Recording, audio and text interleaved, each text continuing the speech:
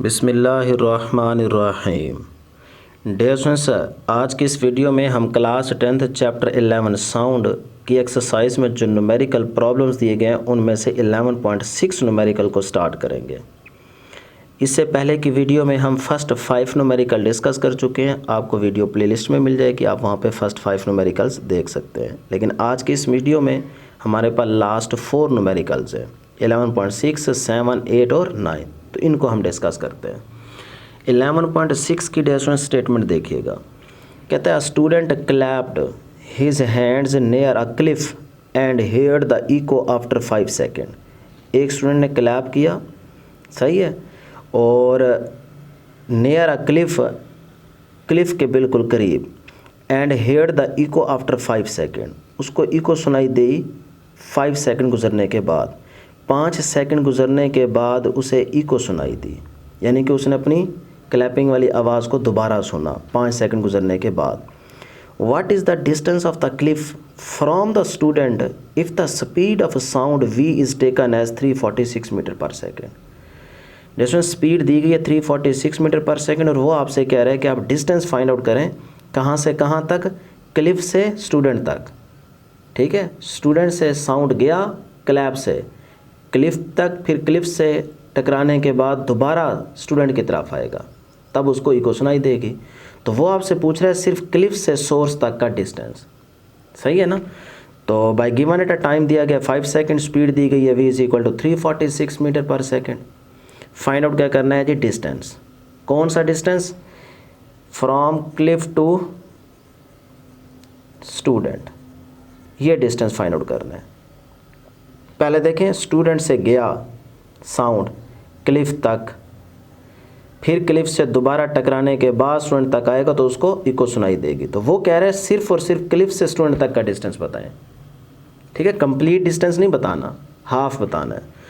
तो s is equal to v multiply t, s is equal to v की जगह 346 और t की जगह 5। तो मल्टीप्लाई करें 17, 30 मीटर आ जाएगा, ये डिस्टेंस आ जाएगा। ये डिस्टेंस कौन सा है? ये है स्टूडेंट से क्लिफ, क्लिफ से फिर स्टूडेंट तक, ये टोटल डिस्टेंस है। जबकि आपको तो वो स्टेटमेंट में कह रहे हैं, देखें, distance of the cliff from the student, यानी कि क्लिफ से टकराने के बाद स्टूडेंट तक, सोर्स तक का जो डिस्टेंस है वो बताएं। तो इस टोटल को आप 2 पे डिवाइड कर दें, आपको हाफ मिल जाएगा। ठीक है ना, ये स्टूडेंट से क्लिफ तक गया साउंड, फिर क्लिफ से टकराने के बाद वापसी स्टूडेंट तक आया। तो क्लिफ से स्टूडेंट तक ये हाफ चाहिए, टोटल नहीं चाहिए। टोटल तो आ गया 17, 30, तो हमें हाफ चाहिए। तो इसी वैल्यू को 2 पे डिवाइड कर दें।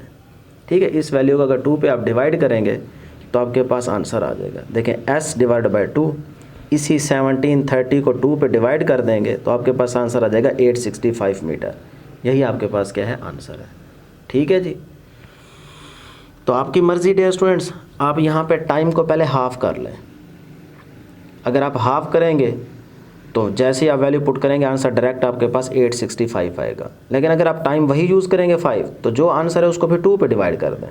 ठीक है ना, मैं फिर से सुन लें। देखें, स्टूडेंट से क्लिफ तक का साउंड गया ऐसे, ये साउंड गया, ठीक है, टाइम लगेगा कुछ ना कुछ। फिर इस क्लिफ पे टकराने के बाद वापसी आएगा तो उसको इको सुनाई देगी ना स्टूडेंट। अब वो कह रहा है क्लिफ से स्टूडेंट तक का डिस्टेंस बताओ, ये सिर्फ हाफ ये वाला बताओ, ये वाला। तो टोटल कितना आया है 17, 30, इसको 2 पे डिवाइड कर दें तो आपको हाफ मिल जाएगा 865। अब बात समझ आई ना। तो इसी तरह बाकी न्यूमेरिकल्स हैं सारे। तो 11.7 देखिएगा।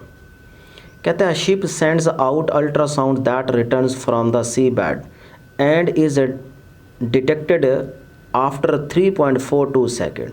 फिर से वही बात कर रहे हैं कि शिप जो है ना वो सेंड कर रहा है जी अल्ट्रासाउंड वेव्स को, फिर वो रिटर्न्स हो रही हैं from the sea bed and is detected after the 3.42 second. If the speed of the ultrasound through the sea water is 1531 metre per second. ठीक है, अल्ट्रासाउंड की स्पीड दी गई है वेव्स की 1531 मीटर पर सेकेंड।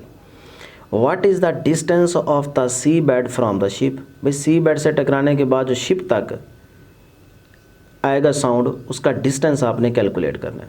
फिर से वही रिलेशन यूज़ करेंगे। देखिए, टाइम दिया गया 3.42 सेकेंड, v दिया गया 1531 मीटर पर सेकेंड। आप पहले क्या करें जी, ऐसे निकाल लें, डिस्टेंस निकाल लें। तो s is equal to v multiply t, v दिया गया 1531 पुट करें, टी की जगह 3.42 पुट करें, आंसर आएगा 5236.02 मीटर। अब ये टोटल डिस्टेंस आ गया, जबकि वो कह रहा है स्टेटमेंट के अंदर कि सी बैट से शिप तक का डिस्टेंस बताओ, सिर्फ सी बैट से शिप तक का डिस्टेंस, ये गया फिर वापसी आया ये नहीं, ये तो टोटल आ चुका है। वो कह रहा है सिर्फ यहाँ से यहाँ तक, सी बैट से शिप तक का, तो इसी डिस्टेंस को 2 पे डिवाइड कर दें तो आपके पास आंसर आ जाएगा 2618 मीटर। यही आपके पास क्या होगा, आंसर होगा। ठीक है ना। 11.8 न्यूमेरिकल डियर स्टूडेंट्स, 11.8 में कह रहा है the highest frequency sound humans can here is about 20,000 hertz. ठीक है, हाईएस्ट फ्रीक्वेंसी दी गई है, इसको आप नाम दे दें F1 का, ये दी गई है 20,000 hertz. What is wavelength of sound in air at this frequency at a temperature of 20 degree Celsius. What is the wavelength of the lowest sound we can hear of about 20 hertz.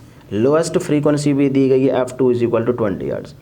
Assume the speed of sound in air at 20 degree Celsius is 343 metre per second.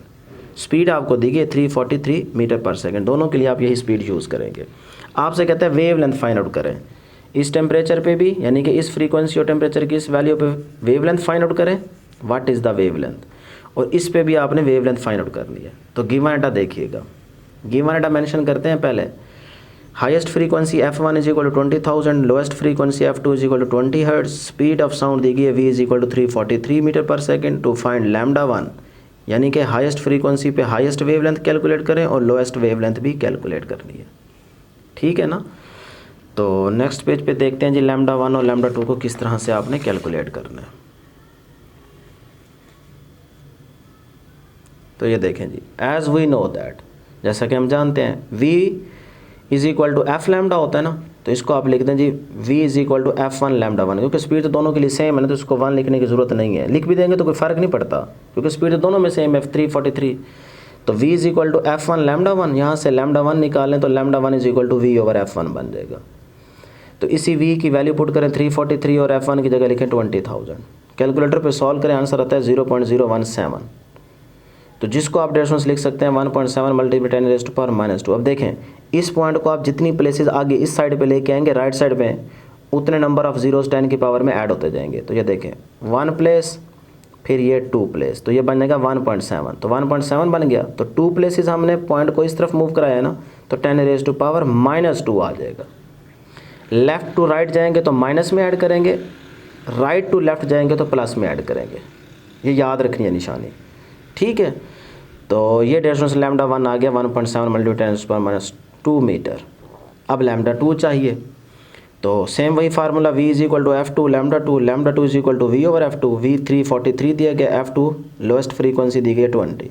Solve करें 17.15 metre आता है, तो ये आपके पास lambda 2 आ चुका है। Last numerical, ये students याद रखिएगा, ये जो लास्ट न्यूमेरिकल है 11.9, वेरी वेरी इंपॉर्टेंट। बोर्ड के पॉइंट ऑफ व्यू से ये न्यूमेरिकल बहुत ज़्यादा इंपॉर्टेंट है, और ये भी न्यूमेरिकल पास पेपर्स में आ चुका है। देखें जी, कहता है a sound waves has a frequency 2 kilo hertz, frequency दी गई है 2 kilo hertz, and wavelength 35 centimetre, lambda दिया गया wavelength 35 centimetre. How long will it take to travel 1.5 kilometre. Distance याद रखिएगा, how long will it take, time की बात कर रहा है। यहाँ से बच्चों को समझ नहीं आती कि भी क्या चीज़ कैलकुलेट करनी है। How long will it take, लेगा, सही है ना, तो टाइम की बात कर रहा है। टू ट्रैवल 1.5 किलोमीटर, इतने डिस्टेंस को ट्रैवल करने के लिए कितना टाइम लेगा।